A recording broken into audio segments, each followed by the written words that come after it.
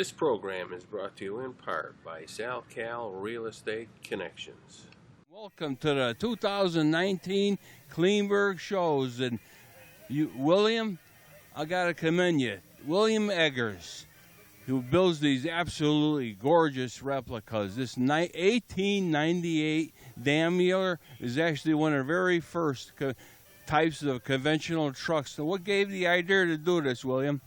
Well, I do all of this stuff for fun, and I usually look it up. I do the most interesting vehicles around. The Daimler truck, I have a Daimler car, and the Duryea car for America, the first one. I've made a half a dozen of those. It's an interesting hobby, and I love showing them. Now, originally, what kind of motor did this have? Well, it had basically an old hit-and-miss type of motor. That's all I could say. Really, not too many people know about the motor. There's not much literature on it, and there are no originals to look at. So, but back then, most of the stuff was a hit-and-miss engine. Now, when you started this project, what did you go by? Pictures, or how'd you do this? Excuse me. Well, there's different ways. I usually do it by, if I could do it, I do it by models that you can get, like from the Franklin Mint or the Danbury Mint, and they do all the work, and you just buy their model, and it's so precise, you could scale right off of that. You mean it's right to scale? Right to scale. This one, there are no models, so I had to make this from different pictures that I got from people that were over in Stuttgart in the Mercedes-Benz Museum, which has replicas of all the early Daimlers. Well, I have to say that it is absolutely gorgeous. Now, you've been around the country with this thing, right? Yes. And to be honest with you, there's probably 10 to 15 museums around the United States that bought my replicas, and they have them on display. I just sold the Daimler car down to a museum that opened in Texas about a month ago. And so I have fun, but once in a while you got to let go. I'm looking at this, the chain drive was in the day, that was the deal. The wheels on this thing, how'd you do those wheels? Well, basically they're the same as any other wooden wheel mechanically. It's just that on the truck I had to make a bigger one to make it look beefy, and people could understand that, yes, this is a heavy-duty truck, and that's it. So, but I learned from the Amish. I'm a retired woodworking contractor. After I retired, I went down there, stayed in a motel for a couple of weeks, and they were nice enough to show me how they do all the wheels, and now I do all my own wheels. Well, let me tell you, your work is spot on. I just can't get over how beautiful this truck is, and your work, everyone I've seen you build so far has been just gorgeous. Well, thank you. That helps when you're in your shop 7 days a week and you don't see the light of day. It's nice to be appreciated. And now, is your wife involved in this too? Well, she enjoys it, and she a lot of the different things I've done. She's a retired seamstress and from Holland, and actually a lot of my stuff has stuff that she makes. I even did a replica of a Viking ship, and she made all the sails for it. So I would say she's involved. Yeah. I guess so. Wow, I am totally impressed now. Well, I have to. Now, I know you've been in some great magazines. Right. Last year I did the Mercedes-Benz Nationals down in Westbury Estates, and they liked it so much, they did an article in the Star magazine, which just came out about 2 months ago, about 8 pages on me in there, and I couldn't have asked for a better layout, so I must be doing something right. Doing something right. Well, as usual, I want to thank you for having a word with us, and I know we're going to see you in the future, and as usual, buddy, your work is spot on. Thank you. My pleasure. Take care. Have a great day today. And yes, moving over to a truck that's very familiar to me, Ferndale Dairy, and we have Graham Hall. Graham, this brings back memories of when I was a little kid. Yeah, so we love to bring this truck out to the shows. People love to see it, and it brings back a lot of good memories for people. Oh, yeah, the farm, and not only that, ice cream parlor. Tell me about that ice cream parlor. Yeah, the ice cream parlor, we were known for that. It was on Chamberlain Highway in Berlin. When it opened, it was the largest ice cream parlor in the state of Connecticut, and had a lot of people going there. It was always a Sunday treat. Go there. Yeah, let me tell you, when you were a kid playing Little League Baseball, after the game, there was only one place to go. That was it. That had everything. I have very fond memories of going there. Yeah. Now tell me, how'd you get involved with restoring these trucks? Well, my sons really got involved in it. These trucks, we have this truck, the 57 Divco, and we've got a 53 pickup truck that all came from the dairy, and they were just riding away. And my sons fell in love with them and decided to restore them. Well, thank God for that, I'll tell you. Yeah, it's been a lot of fun. Takes a lot of money and a lot of years, but it got done. Yeah, and I have to say, your relative Terry, nice guy. He still carries the farm name. Yep, still has Ferndale Farm. He's still doing the farming things. Can't get it out of our blood. Boy, he's a workaholic, I'll tell you. Yep, very nice. We worked very hard at getting everything going. It's tough being a farmer these days. I see your shirt, Divco, and my memory when we were racing, when we grew up racing at Plainville Stadium. Yep. We used to get the rear end out of this truck. Was like a 6-something gear in it, and they were sought after like you wouldn't believe. Yeah, they were real popular. These trucks, because they take them when they got old and they cut them up and use different things, get the rear ends out of them and everything else. Yeah. That's what kind of happened to these trucks after home delivery disappeared. A lot of these trucks got cut up and used for different purposes, or just got towed out in the farmer's field and rotted away. I have to believe because of that, a lot of them went their way, like you say. They scrapped them, but they were, I'll tell you, in their day, you didn't stop these trucks. They ran night and day. Yeah, these things they're real workhorses. That's what they were designed for. They're big and slow, but they were workhorses, and they did the job of the milkmen every single day, day in and day out. Now tell me, where do you call home, Graham? I'm from Southington. I live in Southington. Know the area well? Yes, very well. Have many family members in the area.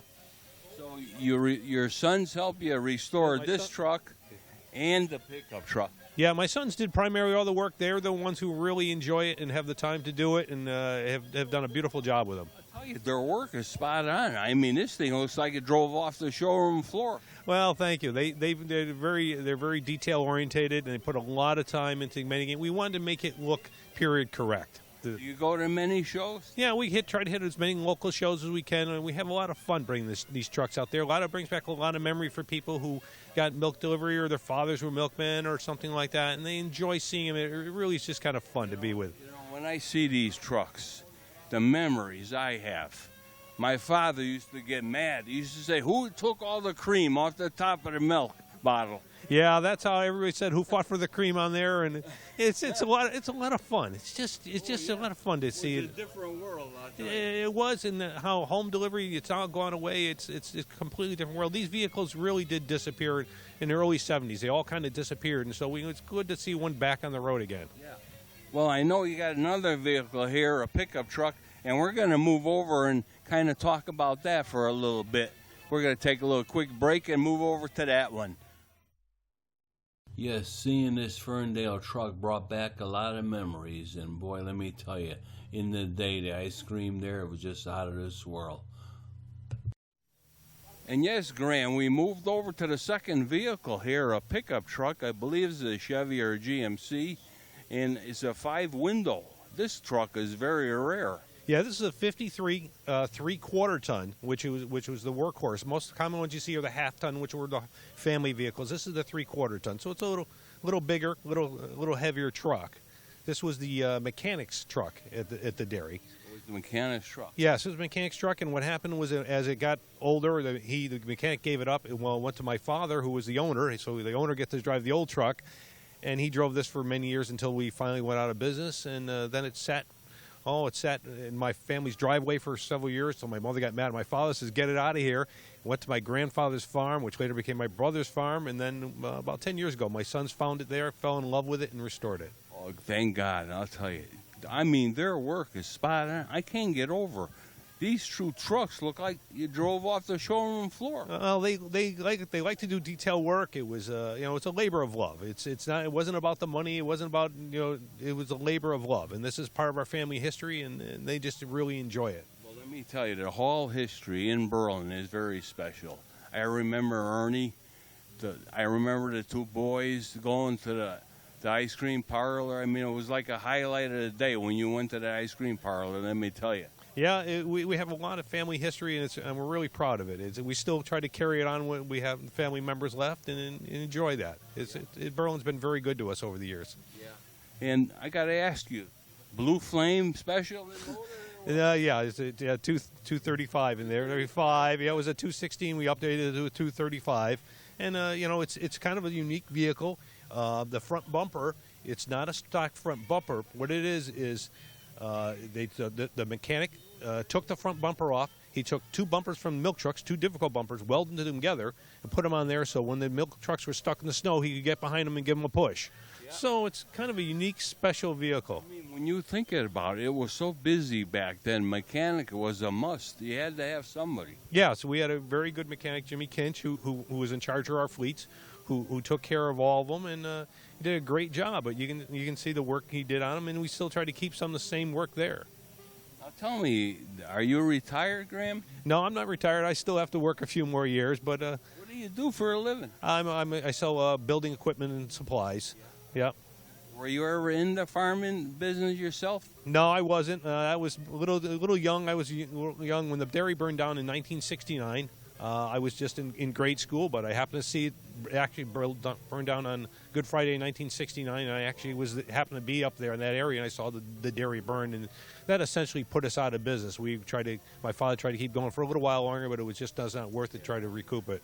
Very tough business, let me tell you. Yeah, there's not a lot of money in farming, and the dairy business is completely changed. Yeah, and we have to give Terry a lot of credit to carry on, and even with the farm name, I mean, it's like when I go by there, the memories go through my head.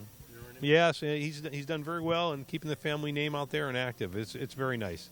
Now, your two sons, I want you to mention them because, boy, let me tell you, their work is spot on. Yes, my sons Matthew and Jeremy Hall. They do this work, and this is strictly a hobby for them. They're not body men. They have no formal training. What happened was they wanted to learn how to do this stuff, so they're both in the IT field. So they started reading about how to do things, and that's how they did it. It wasn't went to school for it. They just started reading about it. They need to learn to weld, so they bought a welder and learned to weld. They need to paint. They learned how to paint. So just as time went on, it was a learning curve, but you can do it. You can do it if you just have the time and patience. Yeah, I could see it being a hobby for somebody, but their work is special. You tell them that I said, and we go to car shows all the time.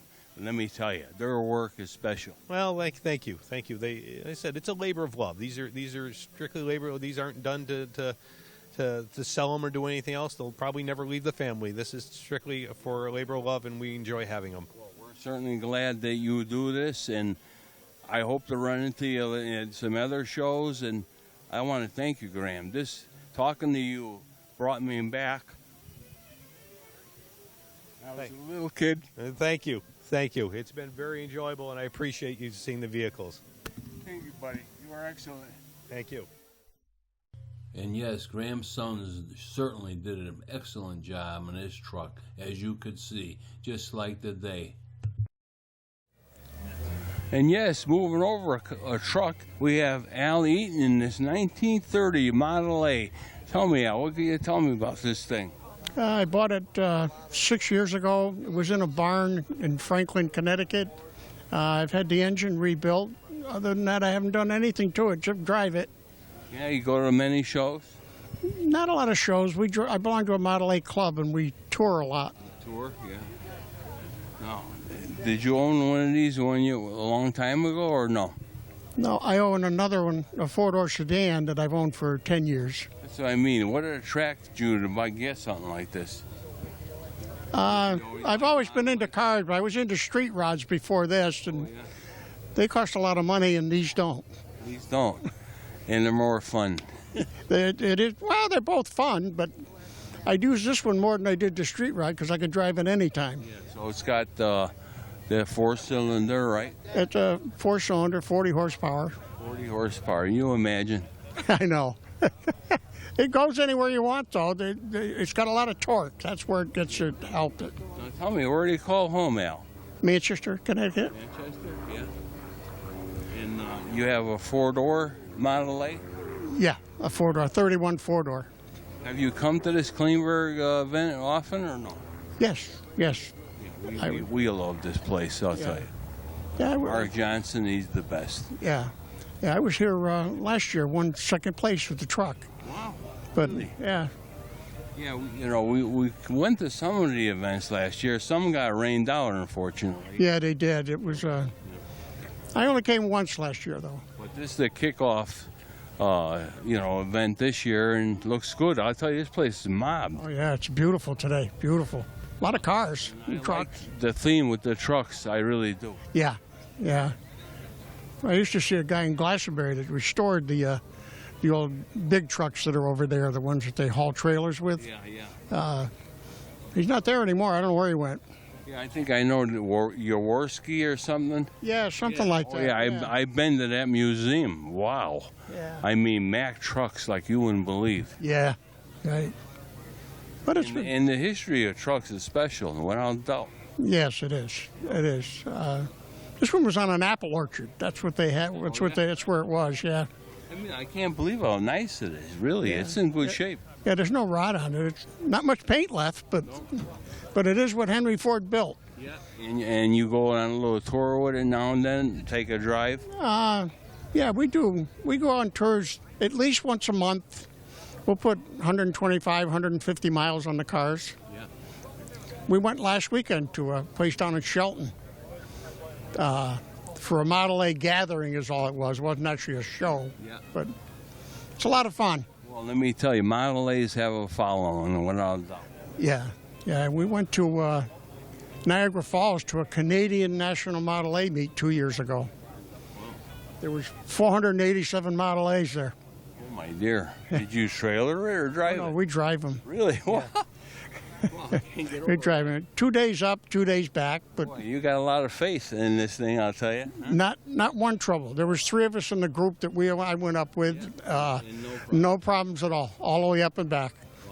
Well, I have to tell you, I mean, I love original things, and boy, this is original as they come, huh? Yeah, it sure is. It sure is. I want to thank you for having a word with us. I'm sure you're going to do well here today, and I hope I run into you down the road. Yeah, You were that's all. excellent, Al. Thank you. Thank you. Take care, buddy. You too.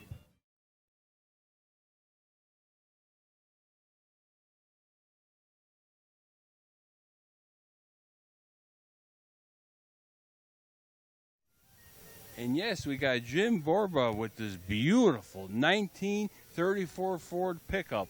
And let me tell you, it's in the right color too, huh, Jim? Yes, it is. Henry wanted any color for a commercial car as long as the sheet metal was black, and the red truck fit in with paint that year in '34.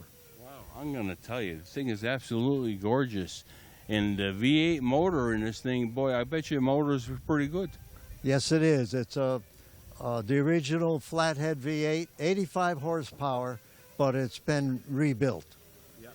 The original engine had poured babbited bearings, and if you do a motor job, you'll go to the inserts. When I was a kid, growing up with Model A's, I could still remember scraping them bearings. Yes. Yeah. Well, it was a good engine, except it was tired. Yeah, so you rebuilt it? Rebuilt it, yes. Now, where do you call home? Prospect, Connecticut, just the other side of Cheshire. It's farm country, huh? Yes. Yep. You're right at home there, or what? Yeah, I lived most of my adult life in Prospect, Connecticut, yes. Now, do you have any other vehicles beside this truck? Well, I've got a Mercury van. They don't make Mercuries anymore. And my son has a 66 GTO Pontiac convertible. So cars are kind of stuck in the family. Oh, yeah, muscle car era, right? Yes. That's what I grew up in. Yes. It's I'll a tell you. beautiful day out here today. I'll tell you, the theme today with these trucks, to me is special. I love the truck. Yeah, well, it was postponed from bad weather last year, so this first event is featuring trucks. So you've been here before? Yes, this is a good venue, Yes. Yeah. Mark Johnson does absolutely beautiful work. and it's for a good cause. Absolutely. So how long did it take you to restore this truck? Well, I was working at the time and felt that this should be a retirement project, but you have more time to work on it when you are working yourself because you're more efficient. But it took over 5 years into 7 years before it was on the road again. Now, do you have a family member who gives you a hand? Yes, I have 2 sons and an older daughter, and James is over there who helped me keep it as good a condition that it is in. Well, you know, someday it's going to be his. You know that, right? He likes GTOs, Pontiacs. I don't know. That's He'll start recognizing the real old cars like us, our fossils, I like to hope call so. it. yes, very good. Oh, yeah. Thank you for your time taking. Let Believe me, everybody know what's out here. We love being here, and this event is special. Believe me. Very good. Yeah, thank you, and thanks for coming. Well, we want to thank you for your interview. You're excellent, Jim, and we hope to see it down the road as more shows. Right. Thank you a lot, buddy. Very good. Yes, we got Bill Stanley with this beautiful 1937 Terraplane, and I have to tell you, Bill, I never see these vehicles. Tell me about this car. Well, you're right. You'll never see another one. They're very, very rare. Saw one of these when I was a teenager at a car show. I said, someday I'm going to have one. Fell in love, right? Oh, you look at it. It's beautiful. So I looked, and about 25, 30 years later, I found one in Hemmings in a tiny little ad, and I called the guy up, and it was in Ohio. So I went out and looked at it, and here it is. Wow. And the fellow that restored this took it down to the frame, powder coated the frame, and just came right up. Did it. Everything is just beautiful. He did a fabulous job. Now tell me, where do you call home?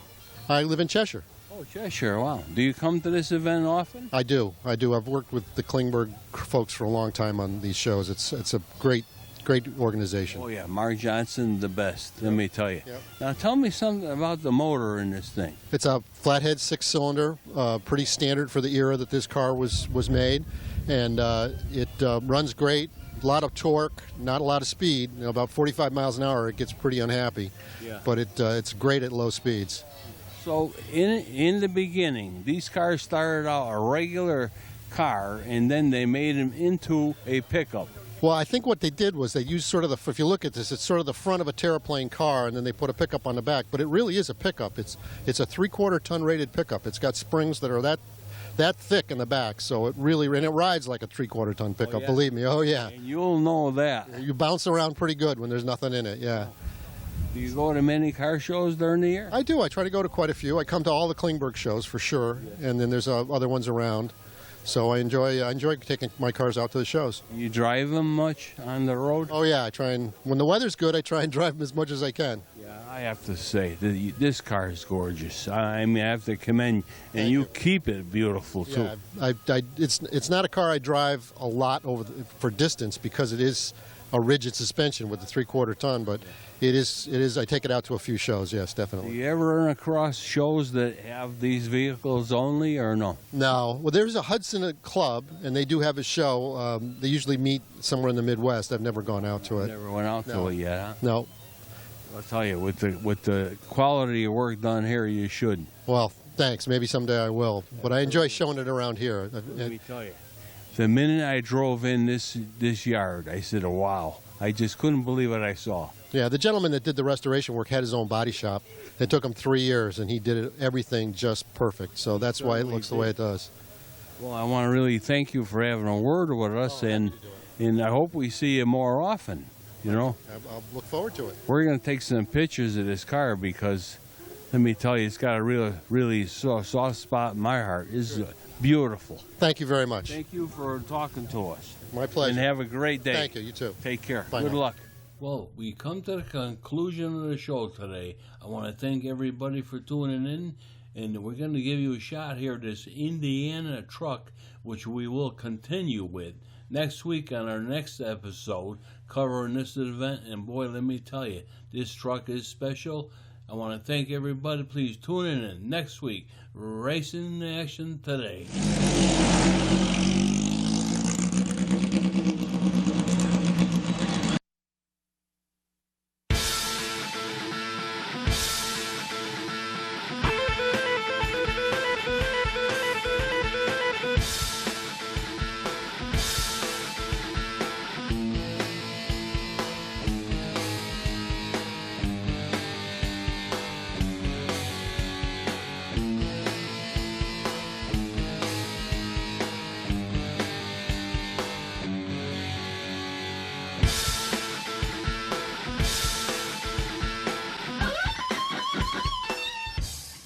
This program is brought to you in part by SalCal Real Estate Connections.